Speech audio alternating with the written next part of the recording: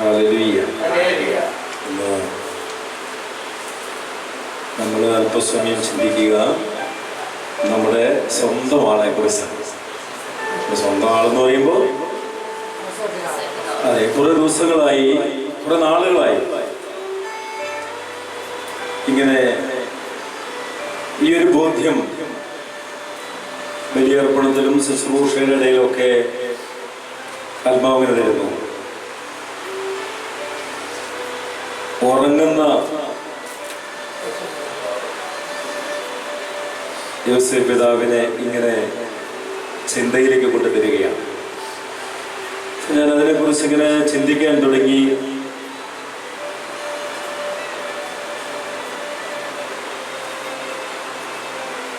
ഉറങ്ങുന്ന യോസേഫ് പിതാവിന് സ്വർഗത്തിന്റെ ദർശനങ്ങൾ കിട്ടിക്കൊണ്ടിരുന്നു. ഹല്ലേലൂയ. സ്വർഗത്തിന്റെ ദർശനങ്ങൾ കിട്ടിയതൊക്കെ ഈ ഉറക്കത്തിലാണ്, സ്വപ്നത്തിലാണ്. സ്വപ്നം കാണുന്നത് എപ്പോഴും ഉറങ്ങുമ്പോഴാണല്ലോ അല്ലേ? കണ്ണു തുറന്നിരിക്കുമ്പോൾ നമ്മൾ സ്വപ്നം കാണുന്നില്ല. കണ്ണു തുറന്നിരിക്കുമ്പോൾ സ്വപ്നം കാണുന്നുണ്ട്. അത് എന്ത് സ്വപ്നമാണ്? കുറെ വ്യർത്ഥമായിട്ടുള്ള കാര്യങ്ങൾ ഇങ്ങനെ സ്വപ്നം കാണും. നടക്കോ ഇല്ലയോ ഒന്നും അറിയത്തില്ല. അപ്പോ യേശുവിന്റെ പ്രത്യേക മാർഗസ്ഥം തേടി പ്രാർത്ഥിക്കണം എന്നിങ്ങനെ ശക്തമായൊരു ബോധ്യം. നമ്മുടെ നിയോഗങ്ങളെല്ലാം, അതുകൊണ്ടാണ് ഞാൻ വോയിസ് ഇട്ടിരുന്ന ഗ്രൂപ്പിൽ നമ്മുടെ നിയോഗങ്ങളെല്ലാം എഴുതി കൊണ്ടുവരണം എന്ന് ഇന്നലെ വോയിസ് ഇട്ടിരുന്നു. അപ്പോൾ ഇപ്പോൾ എഴുതി കൊണ്ടുവന്നവര് അത് മടക്കി ഈ ബെഡിന്റെ അടിയിലേക്ക് വയ്ക്കുക. ബെഡ് കിടക്കുന്ന ബെഡാണ്, ആ ബെഡിന്റെ അടിയിലേക്ക് വെക്കുക. അപ്പൊ അടുത്ത വെള്ളിയാഴ്ച വരെ അതവിടെ ഇരിക്കും. അടുത്ത വെള്ളിയാഴ്ച വരെ യോസേഫ് പിതാവ് അതിനെ പൊതിഞ്ഞു പിടിക്കും. അതിനുവേണ്ടി പ്രത്യേകം മധ്യസ്ഥം പ്രാർത്ഥിക്കുകയും ചെയ്യും.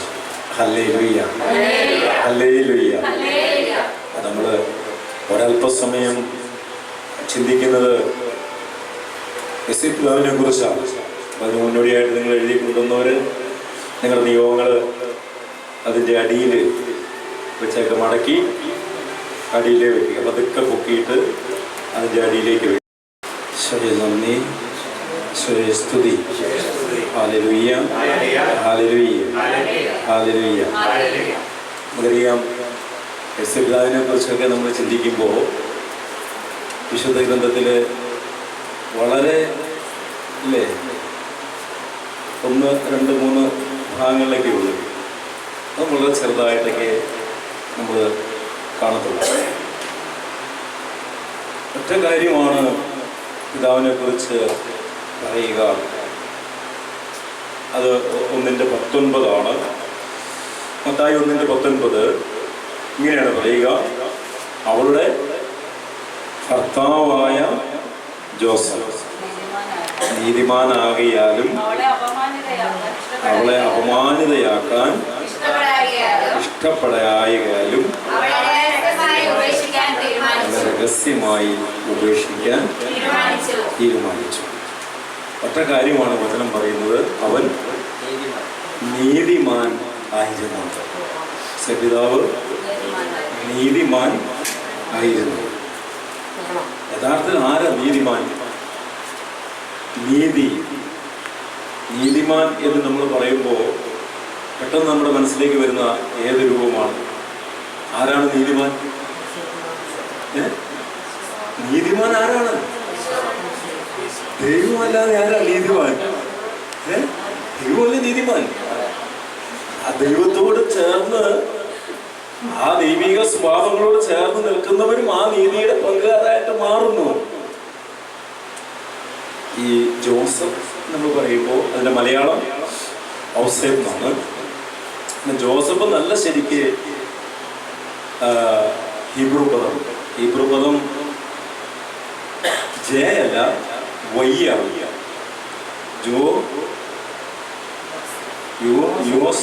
യോസേഫ് എന്നാണ്. യോസേഫ് ജെ അല്ല, വൈ ആണ്. യോസേഫ് രണ്ട് പി ആണ്. ഒറ്റ പി അല്ല, രണ്ട് പി ആണ്. യോസേഫ് എന്നാണ്. യോസേഫ്. ഇവരുടെ ഓരോ പേരിനും അർത്ഥമുണ്ട്. എന്താ പറയുക, ഓരോ പേരിനും അർത്ഥമുണ്ട്. യോസേഫ് എന്ന പേരിനും അർത്ഥമുണ്ട്. നമ്മുടെയൊക്കെ പേരിന് അർത്ഥമില്ലേ? അല്ലേ? എല്ലാവരുടെയും പേരിനും ഒക്കെ അർത്ഥമുണ്ട്. യോസേഫ് എന്ന പേരിന് ദൈവം ചേർത്ത് കൊള്ളും, ചേർത്ത് പിടിക്കും എന്നുള്ളൊരു മീനിങ് ആണ് യോസേഫ് എന്ന വാക്കിന് അർത്ഥം വരുന്നത്. ഗോഷാൽ ആഡ്, ആഡ് ഗോഷാൽ ആഡ്, ആഡ് ചെയ്യുക. അതായത് എന്താണ്? ദൈവം ചേർക്കും, കൂട്ടിച്ചേർക്കും. ദൈവം കൂട്ടിച്ചേർക്കും, അല്ലെങ്കിൽ ദൈവം ഈഷാൽ ആഡ്, ദൈവം വർദ്ധിപ്പിക്കും. ഇങ്ങനൊരു മീനിങ് ആണ് ആ പേരിന് ഉള്ളത്. അപ്പോൾ ദൈവം കൂട്ടി ചേർക്കും, അഥവാ ദൈവം വർദ്ധിപ്പിക്കും. ഇതാണ് ഈ പേരിൻ്റെ അർത്ഥം. നമുക്കറിയാം, ഇതിൻ്റെ പശ്ചാത്തലമൊക്കെ നമുക്കറിയാം. അതിലേക്കൊന്നും നമ്മൾ കടയുന്നില്ല. ഒന്നാമത്തെ അധ്യായത്തില് ആദ്യം ചോദിച്ചപ്പോൾ, ഒന്നാമത്തെ അധ്യായത്തില് ഒരു പ്രാവശ്യം ആളുറങ്ങി സ്വപ്നം കാണുന്നുണ്ട്. എന്നാൽ രണ്ടാമത്തെ അധ്യായത്തിലേക്ക് വരുമ്പോൾ അത് ഏതാണ്ട് 4 പ്രാവശ്യം സ്വപ്നത്തില് ദർശനം കിട്ടുന്നുണ്ട്. 4 പ്രാവശ്യം. ആദ്യത്തെ ദർശനം എന്താണ്? കർത്താവിന്റെ ദൂതൻ സ്വപ്നത്തിൽ പ്രത്യക്ഷപ്പെട്ട് അവനോട് പറഞ്ഞു, അതായത് ജോസഫിനോട് പറഞ്ഞു, ദാവീദിന്റെ പുത്രനായ ജോസഫ് മറിയത്തെ ഭാര്യയായി സ്വീകരിക്കാൻ ശങ്കിക്കേണ്ട. അതിന്റെ പശ്ചാത്തലം നമുക്കറിയാം. രഹസ്യമായി ഉപേക്ഷിക്കാൻ തീരുമാനിച്ചു. രഹസ്യമായി ഉപേക്ഷിക്കാൻ തീരുമാനിച്ചു. നീതിമാനാണ്. ഈ നീതിമാനായ ജോസഫ് രഹസ്യമായി ഉപേക്ഷിക്കുന്നത് നല്ലതാണ്? ഒരു നീതിമാന് ചേർന്ന പണിയാണോ? അല്ല. പിന്നെ എന്തുകൊണ്ടാണ് അങ്ങനെ രഹസ്യമായി ഉപേക്ഷിക്കാൻ ജോസഫ് തീരുമാനമെടുത്തത്? ഒന്ന്, പരസ്യമായി ഒരു നീതിമാൻ ഒരു വ്യക്തിയെ അപമാനിക്കാൻ തയ്യാറാകത്തില്ല. 2, ഈ രഹസ്യത്തിൽ എന്തെങ്കിലും പറഞ്ഞ് ഉപേക്ഷിച്ചാൽ എത്രയും പെട്ടെന്ന് മറ്റൊരു വിവാഹം നടക്കട്ടെ. ജോസഫിനല്ല, ഔസേപ്പിതാവിനല്ല, മറിയത്തിന് മറ്റൊരു വിവാഹം നടക്കട്ടെ. പെട്ടെന്നൊരു വിവാഹം നടന്നാൽ, അല്ലെ, 1 മാസമോ 2 മാസത്തിനുള്ള ഒരു വിവാഹം നടന്നാൽ കുഴപ്പമില്ല. പ്രഗ്നൻസിയിലാണ് നടക്കുന്നതെങ്കിലും നമ്മുടെ നാട്ടിലൊക്കെ ഉണ്ട്, അല്ലേ? 8ാം മാസത്തിൽ പ്രസവിക്കുന്നു, 7ാം മാസത്തിൽ പ്രസവിക്കുന്നു, അല്ലേ? ഉണ്ട്. ഇതുകൂടി ഒരുപക്ഷെ നമ്മുടെ ഔസേപ്പിതാവ് കണ്ടിരിക്കണം. കാരണം അവൻ നീതിമാനാണ്. അവൻ ആരെയും വേദനിപ്പിക്കാൻ ആഗ്രഹിക്കുന്നില്ല. അങ്ങനെ ആർക്കെങ്കിലും പരസ്യമായി, അല്ലേ, അങ്ങനെ ഒരു ആറ്റിറ്റ്യൂഡുള്ള മനുഷ്യനാണെങ്കിൽ ഈ മനുഷ്യൻ പരസ്യമായി തന്നെ വീട്ടുകാരോട് പറഞ്ഞ്, സ്വന്തക്കാരോട് പറഞ്ഞ് ഇവിടെ ലോകത്തിന് വിട്ടുകൊടുക്കും. ലോകത്തിന് വിട്ടുകൊടുത്താൽ എന്താ സംഭവിക്കാൻ നമുക്കറിയാം, അല്ലേ? മോശയുടെ നിയമപ്രകാരം വധിക്കപ്പെടണം. അതും അതിദാരുണമായ ഒരു കൊലപാതകമാണ്. കല്ലെറിഞ്ഞ് കൊല്ലണം. ഇതാണ് നിയമം. കല്ലെറിഞ്ഞ് തന്നെ കൊല്ലണം. അങ്ങനെ നിയമം ഇരിക്കുമ്പോൾ ഒരു രീതിയിലും തന്റെ ഭാര്യയാകാൻ പോകുന്ന മറിയത്തെ വേദനിപ്പിക്കാൻ തയ്യാറാകാതെ രഹസ്യത്തിൽ ഉപേക്ഷിക്കാൻ തീരുമാനിച്ചത്. വീണ്ടും അതിന് മുമ്പോട്ട് പോകുമ്പോൾ നമ്മൾ കാണുകയാണ് അവസാനത്തെ വചനം. അങ്ങനെ ദൂതൻ സ്വപ്നത്തില് സന്ദേശം കൊടുത്തു, നീ അവിടെ ഉപേക്ഷിക്കേണ്ട, കാരണം ഇത് പരിശുദ്ധാത്മാവിൽ നിന്നാണ് മറിയം ഗർഭം ധരിച്ചിരിക്കുന്നത്. അതിന്റെ കാരണങ്ങളൊക്കെ അവിടെ എടുത്തെടുത്ത് പറയുന്നുണ്ട്, ഇല്ലേ? എന്നിട്ട് അവസാനത്തെ ആ പാരഗ്രാഫിന്റെ 25-ാമത്തെ വചനത്തിലേക്ക് ഒന്ന് വന്നേ. 25-ാമത്തെ വചനം, പുത്രനെ പ്രസവിക്കുന്നത് വരെ അവളെ അവൻ അറിഞ്ഞില്ല. അണ്ടർലൈൻ ചെയ്യണം ആ വചനം. പുത്രനെ പ്രസവിക്കുന്നത് വരെ, പുത്രനെ പ്രസവിക്കുന്നത് വരെ മറിയത്തെ ജോസഫ് അറിഞ്ഞില്ല. പുത്രനെ പ്രസവിച്ചതിന് ശേഷം, ആ വാക്കിന്റെ അർത്ഥം എന്താ? അതുവിനെ പുത്രനെ പ്രസവിച്ചതിന് ശേഷം അവൻ അവളെ അറിഞ്ഞു. ഇതിലെ വാക്കിന്റെ അർത്ഥം പുത്രനെ പ്രസവിക്കുന്നത് വരെ അവൻ അവളെ അറിഞ്ഞില്ല. അതിന്റെ അർത്ഥം പ്രസവിച്ചു കഴിഞ്ഞപ്പോൾ പിന്നെ മറിയത്തെ ജോസഫ് അറിഞ്ഞു, അല്ലേ? ഭാര്യാഭർത്ത് ബന്ധം അല്ലെങ്കിൽ ആ കടമ അത് നിർവഹിച്ചു പോയി എന്നാണ് എന്റെ മീനിങ്. അവളെ അവൻ അറിഞ്ഞു. ശരിയാണോ അത്? ശരിയാണോ അത്? പിന്നെ എന്തുകൊണ്ട് ഇങ്ങനെ ഈ ഒരു വചനം ഇങ്ങനെ ഇവിടെ ഇങ്ങനെ എഴുതി വെച്ചിരിക്കുക? ഒന്ന്, ഇതൊരു സെമറ്റിക് ശൈലിയാണ്. നമ്മൾ ഈ പഴഞ്ചൊല്ലൊക്കെ പറയില്ലേ, ഇല്ലേ? പഴഞ്ചൊല്ലൊക്കെ പറയില്ലേ? അത് പറയുന്നത് പോലെ തന്നെ സംഭവിക്കുന്നുണ്ടോ? സംഭവിച്ചിട്ടാണോ? അതുപോലെ തന്നെയാണ് ഈ ഒരു വചനവും. ഇത് നമുക്ക് വ്യക്തമായിട്ട് മനസ്സിലാകണമെങ്കിൽ, ഈ വചനം വ്യക്തമായിട്ട് മനസ്സിലാകണമെങ്കിൽ നമ്മള് പഴയ നിയമത്തിലേക്കൊന്ന് പോകണം. 1 സാമുവേൽ അല്ലേ? 1 സാമുവേൽ 1 സാമുവേൽ 6 എടുത്തേ മോനെ. 1 സാമുവേൽ 6 എടുത്തോ? 6-ന്റെ 1 സാമുവേൽ 6-ന്റെ 23-ാമത്തെ വചനം എടുത്ത് 21 വരെയുള്ളൂ. 1 സാമുവേലല്ലേ? 2 സാമുവേലോ? 2 സാമുവേലിന്റെ 6-ന്റെ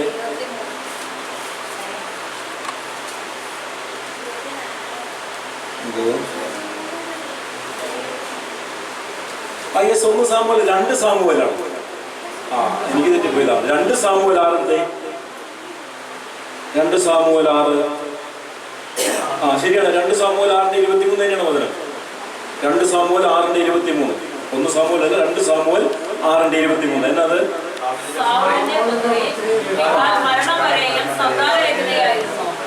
സാമൂലിന്റെ പുത്രി മിഖാൽ മരണം വരെയും സന്താനരഹിതയായിരുന്നു. അപ്പൊ ഇതിനകത്ത് എന്താ? മരണത്തിന് ശേഷം പിന്നെ അവർക്ക് സന്താനം ഉണ്ടായി, അല്ലേ? അല്ല, നമ്മൾ ആദ്യത്തെ വചനം പുത്രനെ പ്രസവിക്കുന്നത് വരെ അവൻ അവളെ അറിഞ്ഞില്ല. ആ വചനം നമുക്ക് മനസ്സിലാകണമെങ്കിൽ ഈ വചനം നമ്മൾ പഠിക്കണം. ഏതാണ്? 2 സാമുവേൽ 6-ന്റെ 23. സാവൂളിന്റെ പുത്രി മിഖാൽ മരണം വരെയും സന്താനരഹിതയായിരുന്നു. ഇതിന്റെ പശ്ചാത്തലം നമുക്കറിയാം. ഈ മിഖാൽ ദാവീദ് രാജാവിന്റെ ഭാര്യയാണ്.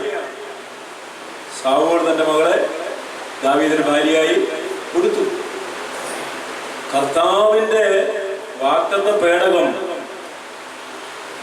ഇത് ജെറൂസലേമിലേക്ക് കൊണ്ടുവരുമ്പോ, ആഘോഷമായി കൊണ്ടുവരുമ്പോ, ദാവീദ് രാജാവ് ഈ കർത്താവിന്റെ മുൻപിൽ സർവശക്തിയോടും കൂടി ആനന്ദത്തോടെ നൃത്തം ചെയ്ത് സ്തുതിച്ച് ആരാധിച്ച് ഒരു ദാസനെ പോലെ, അല്ലേ, അവസാനം രാജാവിന്റെ വസ്ത്രങ്ങൾ അഴിഞ്ഞു പോയത് പോലും അദ്ദേഹം അറിഞ്ഞിട്ടില്ല. കാരണം ഇവിടെ പറയുന്നത് ഒരക്കച്ച മാത്രമേ ഉണ്ടായിരുന്നു. രാജാവ് അരക്കച്ച മാത്രം കൊടുത്തുകൊണ്ടാണോ പൊതുജനത്തിന്റെ മധ്യത്തിലേക്ക് ഇറങ്ങുന്നത്? ഒന്ന് ആലോചിച്ച് നോക്കി. പ്രൗഢഗംഭീരമായ അല്ലേ വസ്ത്രങ്ങൾ, ഈ വസ്ത്രങ്ങൾ അഴിഞ്ഞു പോയത് രാജാവ് അറിഞ്ഞിട്ടില്ല. ശരിക്കും പറഞ്ഞ അടിവസ്ത്രം മാത്രം, അതൊരു 1.5 കെട്ട് കിട്ടിയിട്ടുണ്ടാവും, അല്ലെങ്കിൽ അത് ഒഴിഞ്ഞു പോയില്ല. എന്താണ് തമ്പുരാന്റെ മുമ്പിൽ തമ്പുരാനെ ആരാധിക്കുമ്പോ, കർത്താവിനെ സ്തുതിക്കുമ്പോ മറ്റ് ബാഹ്യമായ ഒരു ചിന്തയും കടന്നു വരാതെ, തന്നെ കുറിച്ചോ തന്റെ ശരീരത്തെ കുറിച്ചോ തന്റെ മട്ടുപ്പാവിൽ നിൽക്കുന്ന ഭാര്യയെ കുറിച്ചോ ബംഗ്ലാവിനെ കുറിച്ചോ ഒന്നിനെ കുറിച്ചും ഒരു ചിന്തയില്ലാതെ സർവശക്തനായ ദൈവം, ആ ദൈവത്തിൽ പൂർണ്ണമായി ആശ്രയിച്ചുകൊണ്ട്, ആ ദൈവം ചെയ്ത നന്മകൾക്ക് നന്ദി പറഞ്ഞുകൊണ്ട്, ആ ദൈവത്തിന്റെ സാന്നിധ്യം പൂർണ്ണമായും ദേവാലയത്തിലേക്ക് കടന്നു വരുന്ന ആ മനോഹര നിമിഷത്തില് സർവ്വതും മറന്ന്, പ്രപഞ്ചത്തെ മുഴുവനും മറന്ന്, ആ ജനക്കൂട്ടത്തെ മറന്ന് ദാവീദ് രാജാവ് നൃത്തം ചെയ്ത് ദൈവത്തെ സ്തുതിക്കുന്നത് മട്ടുപ്പാവിൽ നിന്ന് കണ്ട ഭാര്യ പറയുകയാണ്, രാജാവിനോട് പറയുകയാണ്, ഇന്ന് വായിച്ച ഭാഗം, ഇന്ന് സാവൂളിന്റെ മകൾ മിഖാൽ ഇറങ്ങി വന്ന് അവനോട് പറഞ്ഞു, 20-ാമത്തെ വചനം, ഇസ്രായേലിന്റെ രാജാവ് ഇന്ന് തന്നെ എത്ര പ്രശസ്തനാക്കിയിരിക്കുന്നു, തന്റെ ദാസന്മാരുടെ സ്ത്രീകളുടെ മുമ്പിൽ ആവാസനെ പോലെ നിർലജ്ജ, ഒരു ലജ്ജയുമില്ലാതെ അവൻ നഗ്നത പ്രദർശിപ്പിച്ചില്ലേ. കണ്ടോ, സകല വസ്ത്രങ്ങൾ വഴിഞ്ഞു വീണു.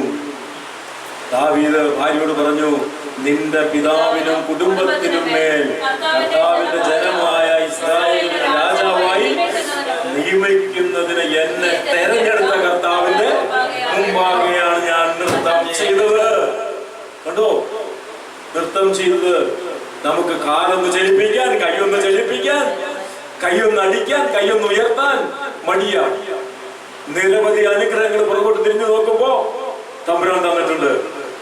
ദാവീദ് പറയുകയാണ്, ഒന്നുമല്ലാതിരുന്ന എന്നെ, ഇസ്രായേലിന്റെ രാജാവാക്കിയ ഒരു ഇടയച്ചെറുക്കനായിരുന്ന എന്നെ, അല്ലേ, ആടിന്റെ മൂത്രത്തിന്റെയും കാട്ടത്തിന്റെയും ആടിന്റെ വാസന മണമടിച്ച് എല്ലാവരും അടുത്തു വരുമ്പോ മാറ്റി നിർത്തുന്ന എന്നെ, കാണാൻ കൊള്ളാത്ത എന്നെ, പൊക്കത്തിൽ കുറവായ എന്നെ ഇസ്രായേലിന്റെ സിംഹാസനത്തിൽ പിടിച്ചിരുത്തിയത്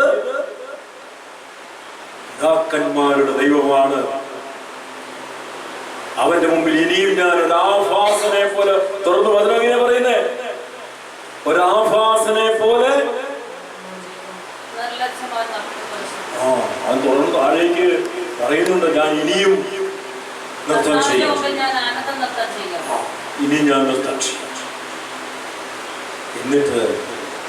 എന്നിട്ട് അതിന്റെ വാക്യം നിങ്ങൾ നോക്കിയേ, എന്നാൽ കേട്ടോ, ഞാൻ നിന്റെ മുൻപിൽ ഇതിൽ കൂടുതൽ അധിക്ഷേപാർഹനും നിന്ദ്യനുമാകും. എന്നാൽ നീ പറഞ്ഞ ആ പെൺകുട്ടികൾ ഇത് നിമിത്തം എന്നെ ബഹുമാനിക്കും. എന്നിട്ടാ പറയുന്നത്, സാവൂളിന്റെ പുത്രി മിഖാൽ മരണം വരെയും സന്താനരഹിതയായിരുന്നു. നമ്മള് ആ ഒരു വാക്യത്തിന് വേണ്ടി മാത്രം, അതിന്റെ മുമ്പോട്ടുള്ള കാര്യങ്ങൾക്ക് വേണ്ടിയിട്ടല്ല. ദാവീദിന്റെ ഭാര്യ മരണം വരെയും കുഞ്ഞുങ്ങളില്ലാതെ ജീവിച്ചു. അതിനർത്ഥം മരണത്തിന് ശേഷം പിന്നെ അവർക്ക് കുഞ്ഞുങ്ങളുണ്ടായി എന്നല്ല. അത് ഒരു സെമിറ്റിക് ശൈലി. അത് തന്നെയാണ് ഇവിടെ പറയുന്നത്, പുത്രനെ പ്രസവിക്കുന്നത് വരെ അവളെ അവൻ അറിഞ്ഞില്ല. യേശുപിതാവ് ശരിക്ക് കന്യാവ്രതം പോലെ ബ്രഹ്മചാരി വ്രതം എടുത്തിരുന്ന, കന്യാവ്രതം പോലെ തന്നെ ബ്രഹ്മചര്യം എടുത്തിരുന്ന മകനാണ്. ഒത്തിരി അങ്ങോട്ട് വയസ്സൊന്നും ആയിട്ടില്ല. ആയോ? പിതാവ് 49 വയസ്സിലാണ് മരിക്കുന്നത്. 49 വയസ്സ്. 49 വയസ്സെന്നൊക്കെ പറയുമ്പോ സ്റ്റിൽ എങ്ങാണ് ഭൂത പശ്ചാത്തലം അനുസരിച്ച് എങ്ങാണ് 49 വയസ്സിലാണ് മരിക്കുക. ആ സമയം വരെ അമ്മയെ അതേപോലെ ആദരിച്ചും ബഹുമാനിച്ചും അവൻ പോന്നു. യേശു കർത്താവ് എങ്ങനെ തന്റെ അമ്മയെ കണ്ടു, എങ്ങനെ ആദരിച്ചു, എങ്ങനെ ചേർത്ത് പിടിച്ചു, അതേപോലെയാണ് യേശു പിതാവും ഈ അമ്മയെ ചേർത്ത് പിടിച്ചത്. തിരിച്ച് അതിലേക്ക് തന്നെ വന്നേ. മത്തായി 2 ഈ മത്തായി 2 ഒന്ന് വന്നേ.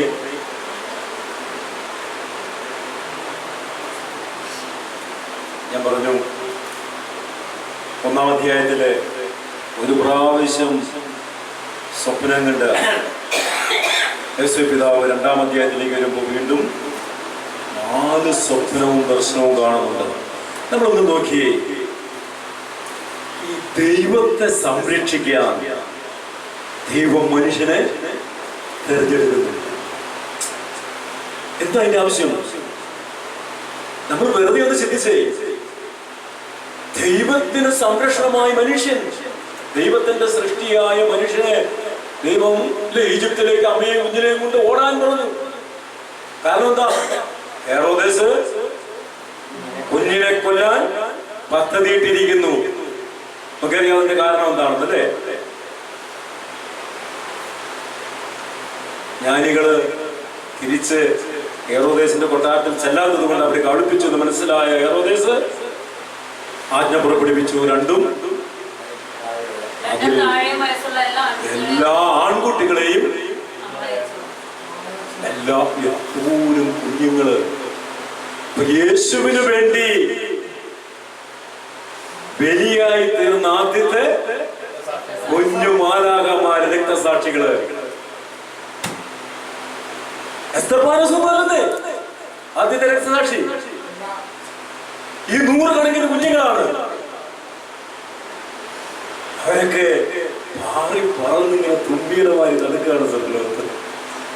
മനസ്സിലാക്കി തിന്മയെന്നറിയാത്ത കുഞ്ഞുങ്ങൾ, തെറ്റിലേക്ക് പോകാത്ത കുഞ്ഞുങ്ങൾ യേശുവിന് വേണ്ടി രക്തസാക്ഷിത്വം ഭരിക്കുകയാണ്.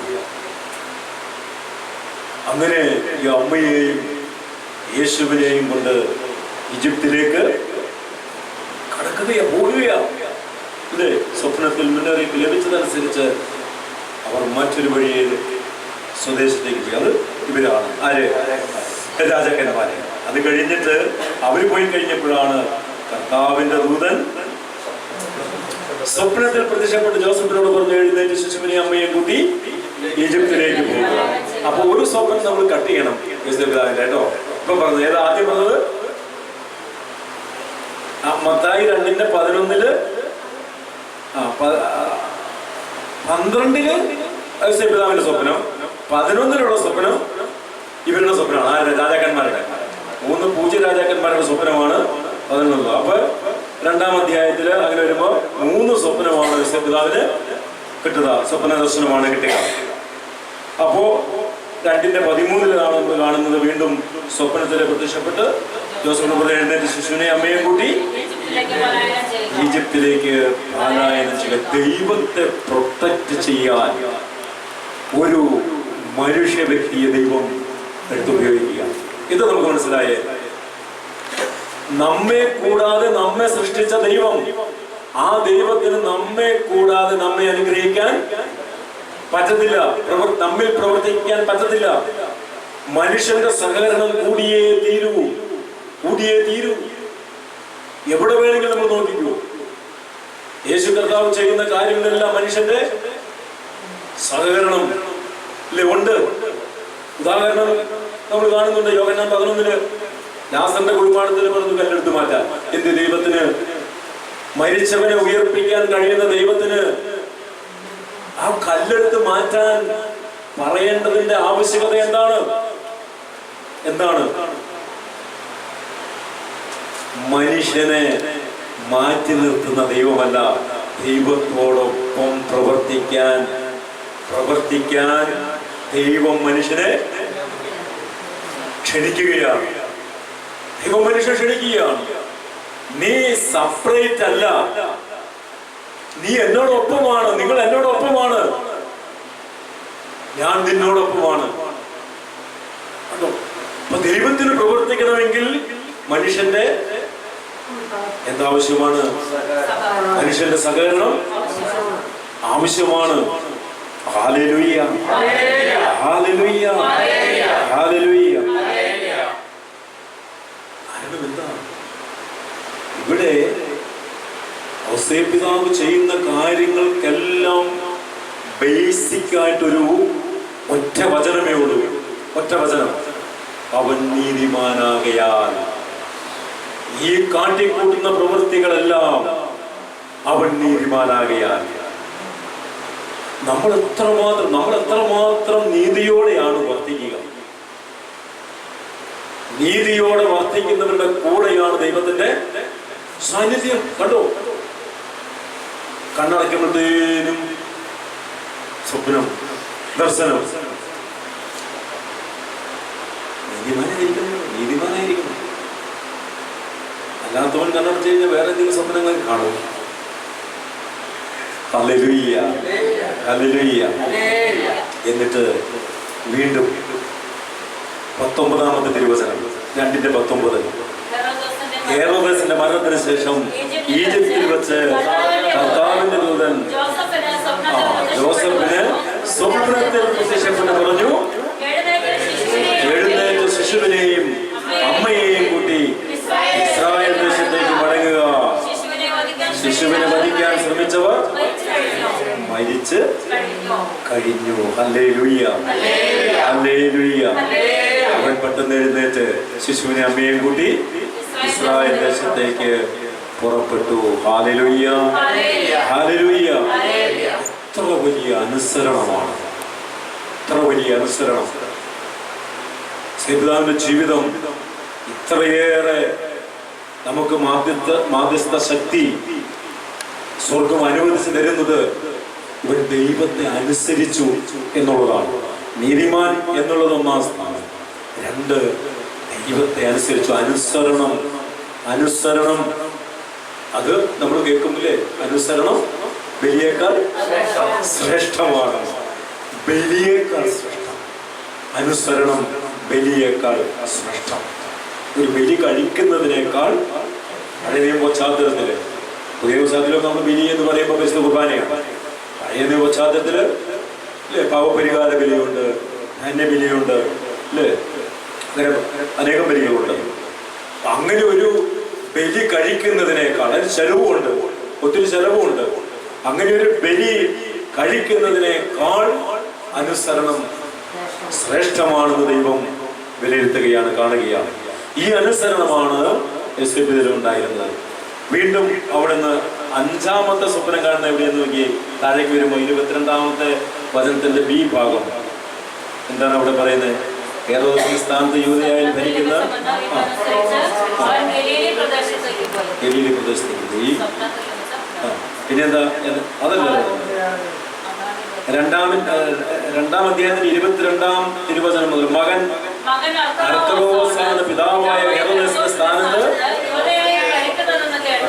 അവിടേക്ക് പോകാൻ ജോസഫിന് ഭയമായി. സ്വപ്നത്തിൽ മുന്നറിയിപ്പ് അനുസരിച്ച് അവൻ ഗലീലി പ്രദേശത്തേക്ക് പോയി. അവൻ നസ്രായൻ എന്ന് വിളിക്കപ്പെടുന്ന പ്രവാചകൻ അരുളി ചെയ്തത് നിവൃത്തിയാകാൻ നസ്രത്ത് എന്ന പട്ടണത്തിൽ അവൻ ചെന്ന് പാർത്തു. Hallelujah, hallelujah. 5-ാമത്തെ സ്വപ്നം നസ്രായൻ എന്ന് വിളിക്കപ്പെടാൻ ഇടയായി തീരുകയാണ്. ഈ സ്വപ്നം കാണുമ്പോഴൊക്കെ ഈ സ്വപ്ന ദർശനങ്ങളെല്ലാം അതേപോലെ ദൈവത്തിൽ നിന്നാണെന്ന് ഉൾക്കൊണ്ടുകൊണ്ട് സ്വീകരിച്ചുകൊണ്ട് അങ്ങോട്ട് അനുസരിക്കുക. ഈജിപ്തിലേക്ക് ഓടാൻ പറ്റുമ്പോൾ അമ്മയെ മുന്നിലേക്ക് വാങ്ങി അങ്ങോട്ട് ഓടി, തിരിച്ചിങ്ങോട്ട് ഓടി. ഇത് നോക്കി നമ്മളൊന്ന് ആലോചിച്ച് നോക്കി. സ്വന്തം രക്തത്തിൽ പിറന്ന കുഞ്ഞ് അല്ല എന്നോർക്കണം. എന്നാൽ എന്നാൽ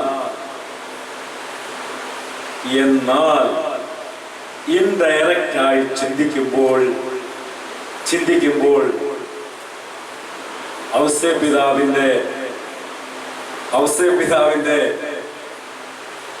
രക്തബന്ധമുള്ള ജീവൻ തുടിക്കുന്ന കുഞ്ഞ് തന്നെയാണ് യേശു മിശിഹ എന്ന് ഇൻഡയറക്റ്റ് ആയിട്ട് നമുക്ക് പറയാൻ പറ്റും.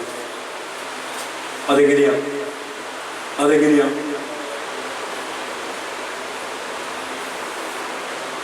ദൈവം നമ്മളെ സൃഷ്ടിച്ചിട്ട് ആരുടെ ജീവനാ നമ്മിലേക്ക് പകർന്നു? ആരുടെ ജീവന? ദൈവത്തിന്റെ ജീവനാണ് നമ്മിലേക്ക് പകർന്ന് തന്നത്. യേശുപിതാവിനുള്ള ജീവൻ ആരുടേതാണ്?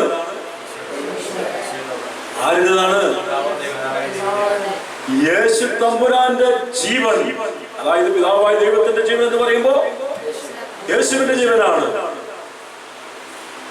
യേശുപിതാവിൽ തുടിക്കുന്ന ജീവൻ യേശുവിന്റെ ജീവനാണ്.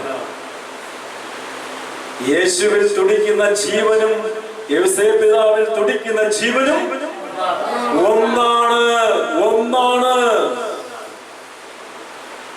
ഒന്നാണ്. ഇന്ന് ബലിയർപ്പിച്ചിട്ട് തന്നെ ബുദ്ധിമാണ്. പെട്ടെന്ന് ഇങ്ങനെ മനസ്സിലേക്ക് പോയി. നമ്മൾ പറയും എന്ത് രക്തബന്ധം, എന്ത് ജീവൻ, ജീവിതം. ഒറ്റ ജീവനാണെന്നേ, ഒറ്റ ജീവൻ. ഇനിയും ജീവൻ എവിടെയിരിക്കുന്നത്? രക്തത്തിലാണ് ജീവൻ. ആ ജീവൻ വീണ്ടും പാപത്താൽ മരിച്ച നമ്മള്, ആത്മീയമായി മരിച്ച നമ്മള്, ജീവൻ നഷ്ടപ്പെട്ടോ? ഇല്ലേ? നഷ്ടപ്പെട്ടു. ആത്മീയ ജീവൻ നഷ്ടപ്പെടുകയാണ്. പാപത്താൽ നമ്മൾ മരിച്ചു, ജീവൻ നഷ്ടപ്പെട്ടു. വീണ്ടും അവൻ എനിക്ക് വേണ്ടി രക്തം ചിന്തി. ജീവൻ സമം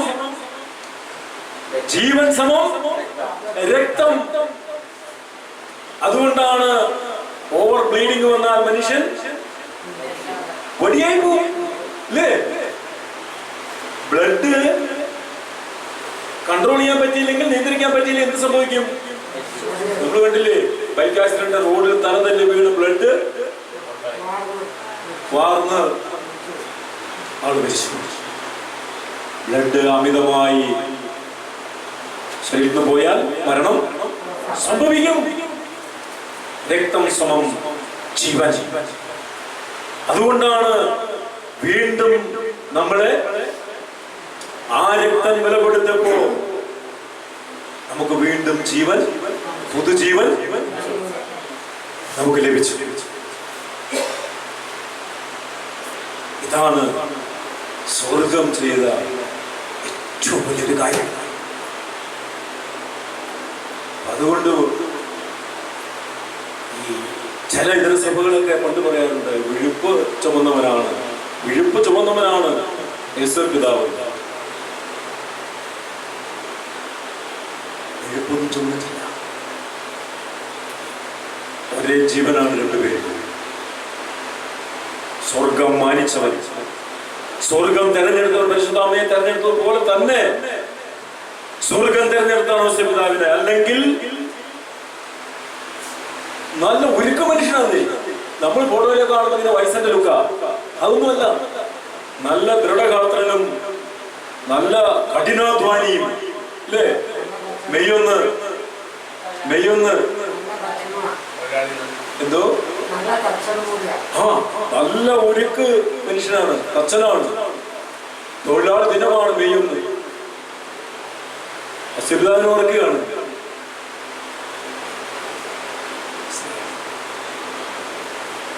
അന്തസ്സോടെ തൊഴിലെടുത്ത് ജീവിക്കാൻ ഒരു മാതൃകയാണ് ആര്? കണ്ടോ, ദൈവത്തെ പോറ്റാൻ സ്വന്തം ശരീരം അവൻ വിട്ടുകൊടുത്തു. ദൈവത്തിനു വേണ്ടി ഔസേപ്പിതാവ് ബലിയായി തീർന്നു.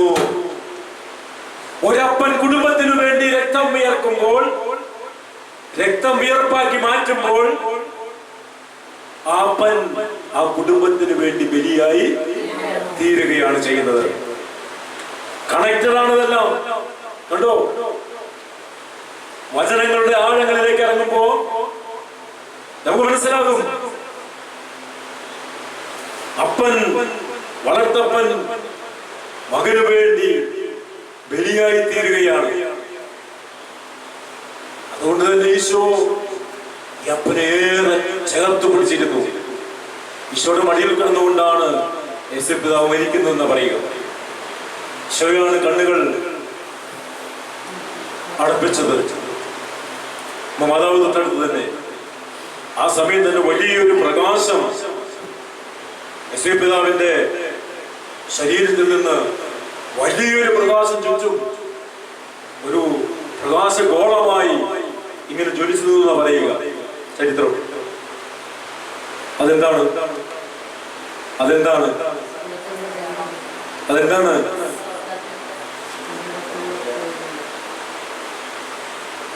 യേശുപിതാവിൽ വിളങ്ങിയിരുന്ന ബ്രഹ്മചര്യത്തിന്റെ ശക്തി, അഥവാ ദൈവശക്തി. ദൈവം ബ്രഹ്മചാരിയാണ്. ആ ശക്തി അത് പരിശുദ്ധിയുടെ ശക്തിയാണ്, ദൈവശക്തിയാണ്. അതാണ് ഒരു പ്രകാശ വലയമായി പൊതിഞ്ഞിരുന്നത്. നമ്മൾ ഓരോരുത്തരും നമ്മള് യേശുപിതാവിന്റെ മാതൃകയൊക്കെ അനുകരിച്ചുകൊണ്ട് നമ്മളൊക്കെ കുടുംബത്തിന് വേണ്ടി കഷ്ടപ്പെടുമ്പോൾ ഒരു ദിവസം എത്രമാത്രം ചീത്ത വിളിക്കുന്നുണ്ടാവും, എത്രമാത്രം പണ്ടപ്പെടുപ്പ് പരാതി ഉണ്ടാവും അല്ലേ? ആരോടൊക്കെയാ തൊഴിൽ ചെയ്തിട്ട് ശരിയാകുന്നില്ലെങ്കിൽ ആരോടൊക്കെയാ പരാതി പറയണേ? ആരോടൊക്കെയാണ്? പ്രാർത്ഥന കേൾക്കാത്ത ദൈവത്തോട് അല്ലേ? വളം ചെയ്തിട്ട് ശരിയാകത്തോട് പണിക്കാരനോട്, നമ്മളോട് തന്നെ, പ്രകൃതിയോട്, നമ്മൾ ആരോട് പരാതി കൂടാതെ കഠിനാധ്വാനം ചെയ്ത് ദൈവത്തെ പ്രൊട്ടക്ട് ചെയ്ത ഒരു പേഴ്സണാലിറ്റി ഉറങ്ങിക്കിടക്കുന്ന പിതാവിനാണ്. Hallelujah, hallelujah. എന്നിട്ട് ബോധ്യം തന്നു, ഇന്നും എൻ്റെ വളർത്തപ്പൻ ഉറങ്ങിക്കിടപ്പുണ്ട്. നീ അപ്പൻ്റെ ബെഡിൻ്റെ, അതുകൊണ്ട് അങ്ങനെ തന്നെ പറഞ്ഞേ, നീ അപ്പൻ്റെ ബെഡിൻ്റെ അടിയിലേക്ക് നിന്റെ പ്രശ്നങ്ങളൊക്കെ കൊടുത്തേരെ. അപ്പൻ എന്നോട് പറഞ്ഞാൽ അവിടെ നോ ഇല്ല. നോ ഇല്ല. കാരണം എന്താണെന്ന് അറിയാമോ? എന്നെ പ്രൊട്ടക്ട് ചെയ്ത എൻ്റെ അപ്പനാ, എന്നെ വാരിയെടുത്ത് ഓടിയവനാ ഈജിപ്തിലേക്ക്. നോക്കണേ, ശത്രുക്കളിൽ നിന്ന് ദൈവത്തെ രക്ഷിച്ചവൻ. ആലോചിക്കുന്നത് അതൊക്കെ നമ്മൾ ധ്യാനിച്ചു കഴിഞ്ഞാൽ ഇവിടെ എങ്ങും നിൽക്കത്തില്ല. അതുകൊണ്ട് യോസേപ്പുമാരെ, ജോസഫുമാരെ, യോബിനെ ജോസഫല്ലേ, എമ്മാനുവൽ എന്നാണോ? യോബിൻ ജോസഫല്ല. ആ വിളിക്കുന്ന യോബിൻ ജോസഫ്. എന്നാലും ജോസഫ് വന്നല്ലോ, ഞാൻ വന്നല്ലോ. ജോസഫ് അല്ലേ? പിന്നെ വേറെ ആരില്ലല്ലോ ജോസഫ്. ദൈവം ജോസഫെ ദൈവം കൂട്ടിച്ചേർക്കും, ദൈവം വർദ്ധിപ്പിക്കും. ഇതാണ് ആ പേരിന്റെ അർത്ഥം കേട്ടോ. ദൈവം കൂട്ടിച്ചേർക്കും, ദൈവം വർദ്ധിപ്പിക്കും.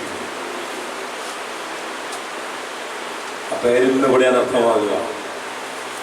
ദൈവം കണ്ടോ, ഈ 2025-ലും 2025 വർഷം കഴിഞ്ഞപ്പോഴും ആ പിതാവിനെ ഇവിടെ അനുസ്മരിക്കുന്നുണ്ടെങ്കിൽ ദൈവം വർദ്ധിപ്പിച്ചുകൊണ്ടേ ഇരിക്കുകയാണ്, ദൈവം കൂട്ടിച്ചേർത്ത് കൊണ്ടിരിക്കുകയാണ്. അത് നമ്മൾ മനസ്സിലാക്കിയാൽ മതി. ആ ജീവിതം നമ്മുടെ ജീവിതവുമായിട്ടൊന്ന് പറ്റിക്കണം. അധ്വാനത്തിന്റെ, പ്രാർത്ഥനയുടെ, സ്നേഹത്തിന്റെ ഒരു തിരുക്കുടുംബം. ബാക്കിയെല്ലാം അതിൻ്റെ പുറകെയുണ്ട്. ഇതാണ് കുടുംബം. ഇങ്ങനെ ആയിരിക്കണം കുടുംബം, ഇതാകണം കുടുംബം എന്ന് പിതാവ് നമ്മളെ ഓർമ്മപ്പെടുത്തുന്നുണ്ട്. ആരോടും പരാതിയില്ല, പരിഭവമില്ല. എല്ലാം ദൈവകരങ്ങളിൽ നിന്ന് മൗനമായി സ്വീകരിച്ച വ്യക്തി. പ്രതികരണമില്ല, മൗനം.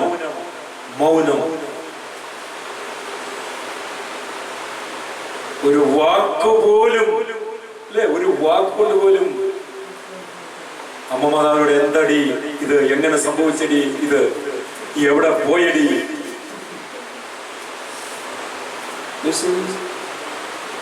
എത്രയോ കൊലപാതകങ്ങൾ ഇതിന്റെ പേരിൽ കേരളത്തിൽ നടന്നിട്ടുണ്ട്. എത്രയോ കൊലപാതകങ്ങൾ. ഈ കഴിഞ്ഞ ദിവസം ആൺസുഹൃത്തിനോട് മിണ്ടി എന്നും പറഞ്ഞ് അവിടെ തെരുവ്, പെൺസുഹൃത്തിനോട് മിണ്ടി എന്നും പറഞ്ഞ് കൊട്ടേഷൻ പാറ്റിനെ വിട്ട് അടിച്ച് ഇങ്ങനെയുള്ള ഈ അവസ്ഥയിലൊക്കെ നമുക്ക് മാതൃകയാക്കാൻ പറ്റുന്ന ഒരു വ്യക്തിത്വം. യേശുവിന്റെ ശക്തമായ മാധ്യസ്ഥം നമ്മളോട് കൂടി ഉണ്ടാകട്ടെ. നമുക്ക് എണീറ്റ് നിൽക്കാം. സെക്രട്ടറിയോട് പ്രത്യേകം മാധ്യസ്ഥം പ്രാർത്ഥിക്കുന്നു. നമ്മൾ LF-ലാണ്. നമുക്ക് ശക്തമായിട്ട് പ്രാർത്ഥിക്കാൻ ചെയ്യാൻ പറ്റുന്നതിന് ചില പരിധികളുണ്ട്. അത്യാവശ്യം ചെറിയ ഒരു സഹായം നമുക്ക് ചെയ്യാൻ പറ്റി. സാമ്പത്തികമായിട്ടൊക്കെ ഒത്തിരി ബുദ്ധിമുട്ടിലാണ്. അതുകൊണ്ടാണ് തൃശ്ശൂർ മെഡിക്കൽ കോളേജിലേക്ക് പോയത്. പക്ഷെ എന്താണ് അവിടെ ഡോക്ടേഴ്സ് അവൈലബിൾ അല്ല. അതുകൊണ്ട് നേരെ തിരിച്ച് LF-ലേക്ക് വന്നു. ഇനിയിപ്പോൾ റിസൾട്ടൊക്കെ വന്നപ്പോൾ ലങ്സിന് പഴുപ്പാണ് ജോലി. ആ പഴുപ്പ് വലിച്ചു കളഞ്ഞുകൊണ്ടിരിക്കുക. എന്നിട്ട് ആന്റിബയോട്ടിക് എടുക്കുക. അതിൽ ഒരു ഹീലിംഗ് വന്നാൽ രക്ഷപ്പെട്ടു, ഓക്കെ. അല്ലെങ്കിൽ പിടിവിട്ടു പോകും കാര്യങ്ങളെല്ലാം, സാമ്പത്തിക മേഖലയിൽ, മറ്റു മേഖലകളെല്ലാം. നമുക്കതൊന്ന് പ്രത്യേകം കൊടുക്കാൻ സമർപ്പിക്കാം. ഒരു പാവപ്പെട്ട കുടുംബം, ആ കുടുംബത്തിൻ്റെ കണ്ണുനീരും വേദനയും നമുക്ക് മധ്യസ്ഥയിൽ പ്രത്യേകം സമർപ്പിക്കാം.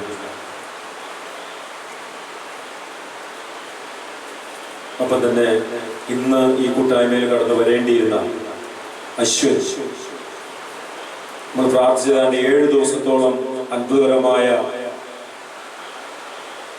ഫിക്സിന്റെ അസുഖത്തിൽ നിന്ന് വിടുതൽ കിട്ടി. അപസ്മാര രോഗം വരാതെ 7 ദിവസം നമ്മുടെ പ്രാർത്ഥന കാവലായി കോട്ടയായിരുന്നു.